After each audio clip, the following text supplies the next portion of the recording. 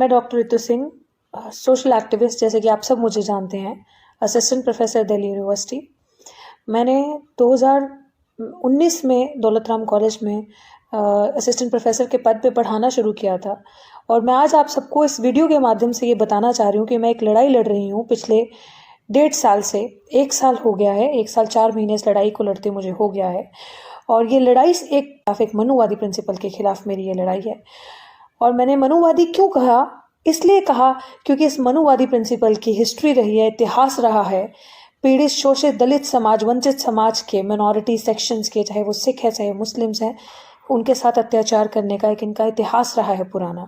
और मैं ये ऐसे ही नहीं कह रही, जब मैं ये बात कह रही हूँ तो मैं पूरी जिम्मेदारी से इस बात को कह रही हूँ, क्योंकि इनके इस चीज़ के सारे पुख्ता सबूत मेरे पास मौजूद हैं कि इनका और उसकी सबूतों के साथ साथ जो इनके इतिहास रहा है इस तरीके से भेदभाव करने का, डिस्क्रिमिनेशन करने का, लोगों को एम्बैरस करने का, इंसल्ट करने का, उनके अगेंस्ट कॉन्स्पिरेसी करके उन लोगों को या तो सिस्टम से बाहर निकाल देना या तो इतना तंग करना, इस चीज़ के सबूत और उसकी एक जीती जाती एग्जाम्पल आप सबके सामने यहाँ पे इस समय आपके साथ वीडियो में आपसे बात कर रही है।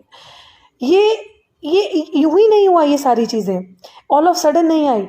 जब मैंने कॉलेज ज्वाइन किया इनका, उसके बाद जिस तरीके से इनका व्यवहार मैंने अपने साथ देखा, जिस तरीके से इनकी दिन प्रतिदिन मिसकंडक्ट जो मेरे साथ रहा वो देखा, बहुत बार इग्नोर भी किया।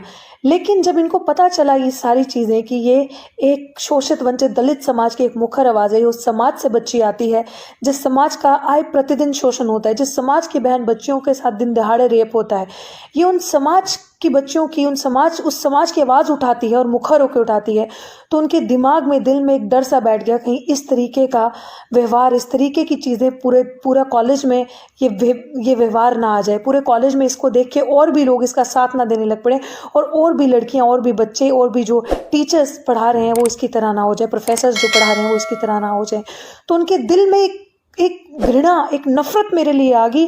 जिस तरीके से उन्होंने मेरे साथ बुरा व्यवहार किया, उनसे ये चीज़ हजम नहीं हुई कि किस तरह से किस समाज की लड़की अच्छे से रहती है, अच्छे से बोलती है, अंग्रेजी बोलती है, अच्छे से पहनती है, खाती है, और हमारे साथ कंधे से कंधा मिला के चलती है, और हमारी चालाकी बनाई हुई स्ट्रैटेजीज को खुलेआम चैलेंज करती है और समाज की आवाज़ उठाती है।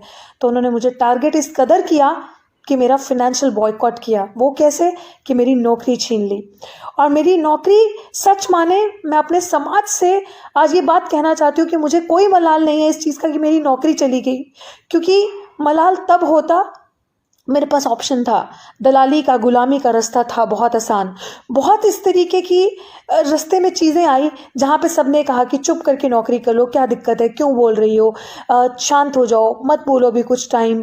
सबने ये चीज़ समझाने की कोशिश करी कि ठीक है, क्या हो गया, इतना क्रिटिसाइज़ मत करो। लेकिन मुझे ऐसा लगा कि अगर ये आवाज़ दब गई, अगर ये आवाज़ चुप हो गई, तो अपने समाज के पता नहीं ऐसे न जाने कितने हज़ारों बच्चे होंगे। अभी भी आपने देखा केरल में एक लेटेस्ट घटना चल रही है, एक बच्ची भूख हड़ताल पे बैठी है, जिस बच्ची की स्कॉलरशिप नहीं मिल रही, दलित समाज की वो बच्ची है।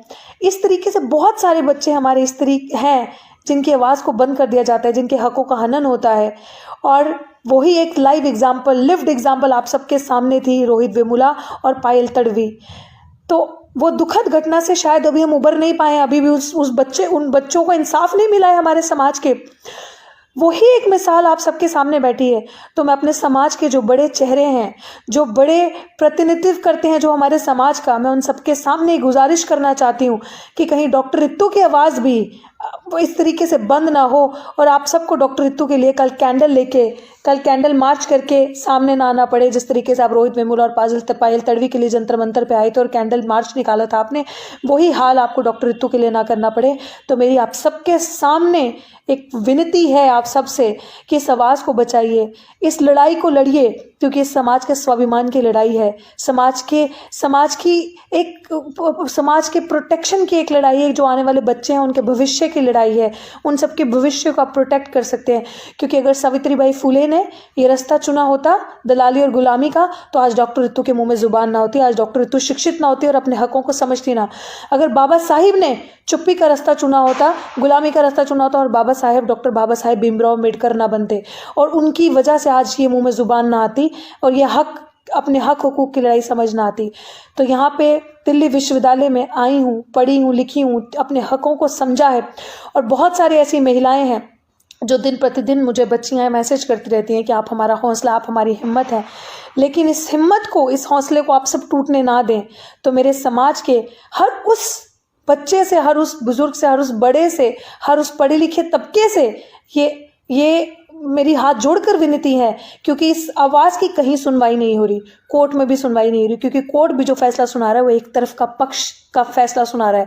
कोर्ट मेरे पास जो पुख्ता सबूत मौजूद हैं, जो मेरे खिलाफ कॉन्स्पिरेसी हुई है, उस सारी चीज़ों के एक सवाल के जवाब के सबूत मेरे पास हैं।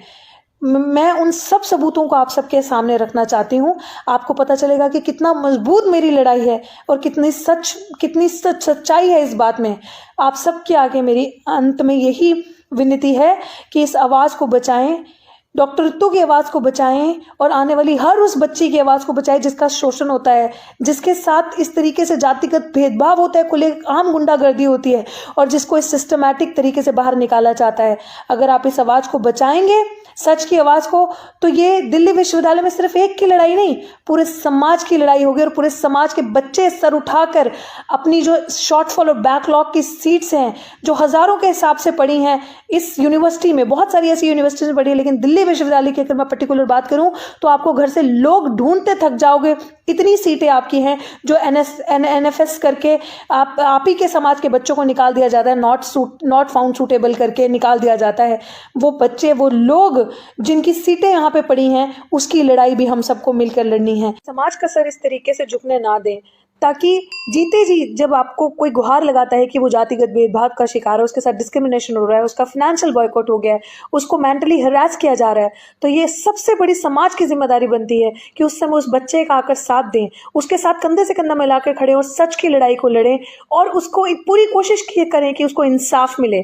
तो मेरी आप सबके आगे सबसे अंत में यही विनती है कि समाज के बच्चे का सर ना झुकने दें और इसकी कहानी रोहित वेमुला और पायल तडवी की तरह ना बनाएं, क्योंकि अभी उनके लड़ाई में भी हमें इंसाफ नहीं मिला है।